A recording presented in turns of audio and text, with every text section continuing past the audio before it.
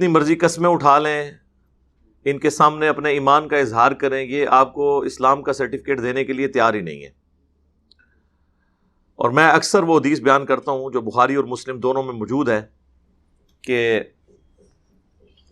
اسامہ ابن زید رضی اللہ تعالیٰ عنہ نے ایک جنگ کے دوران جب کافر کے ساتھ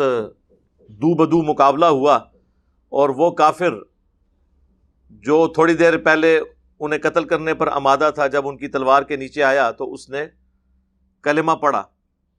اس کے باوجود حضرت اسامہ نے اسے قتل کر دیا، لیکن انہیں بعد میں اس بات کا غم تھا کہ یہ مجھ سے مسئلہ مس ہینڈل ہوا ہے۔ کچھ دنوں کے بعد خود ہی اللہ کے محبوب صلی اللہ علیہ وآلہ وسلم کو انہوں نے عرض کی کہ اس طریقے سے جنگ کے دوران ایسا معاملہ ہوا، تو اللہ کے محبوب صلی اللہ علیہ وآلہ وسلم نے فرمایا کہ اے اسامہ، جب اس نے کلمہ پڑھ لیا تھا تو تم نے اسے کیوں قتل کیا؟ تو انہوں نے عرض کی کہ اے اللہ کے محبوب صلی اللہ علیہ وآلہ وسلم، اس نے ڈر کر کلمہ پڑھا تھا، اور میں بھی ان کی اسیسمنٹ درست ہی ہو، لیکن اللہ کے محبوب صلی اللہ علیہ وآلہ وسلم سخت جلال میں آئے، آپ نے فرمایا اسامہ، کیا تو نے اس کا دل چیر لیا تھا کہ اس نے ڈر کے کلمہ پڑھا ہے؟ اسامہ تو کیا کرے گا جب قیامت کے دن وہ شخص کلمہ پڑھتا ہوا اللہ کے حضور تیرے خلاف مقدمہ قائم کر دے گا؟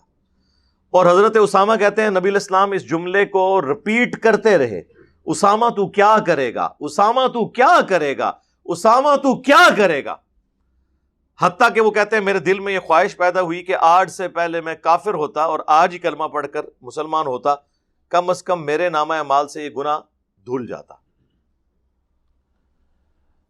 اس کی تفصیل میں جانے سے پہلے ایک میں مدنی پھول عرض کروں کہ اگر حضرت اسامہ ابن زید رضی اللہ تعالیٰ عنہ کسی کا دل چیر کر یہ نہیں دیکھ سکتے کہ اس کے دل کے اندر کیا ہے، تو باپے تے شاہی کوئی نہیں، لے جاؤ اپنے بابے، دب دیتے نے۔ میں ہونا تو چاہیے تھا کہ اسامہ ابن زید کہتے یا رسول اللہ، آپ کا جو ادنا صحابی ہے نا واشی، جو اینڈ پہ مسلمان ہوا ہے معافیا مانگ کے، اس کے گھوڑے کے قدموں کی خاک جو اس کے گھوڑے کے نتھنوں میں بیٹھتی ہے، اس کو کوئی غوث، کتب، ابدال، بڑے سے بڑا ولی نہیں پہنچ سکتا، اور میں تو اسامہ ہوں، آپ کے لاڈلے منہ بولے بیٹے زید ابن حارثہ، جو واحد صحابی جس کا نام قرآن میں آیا، اس کا بیٹا،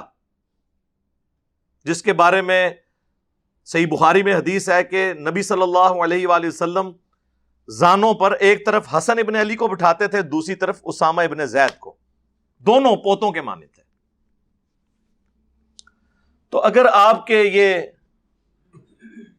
بعد میں آنے والے چیتے، غوث، کتب، ابدال، وہ لوگوں کا دلوں کا حال جانیں گے اور پوری کائنات کو اس طرح دیکھیں گے جس طرح ہتھیلی پر،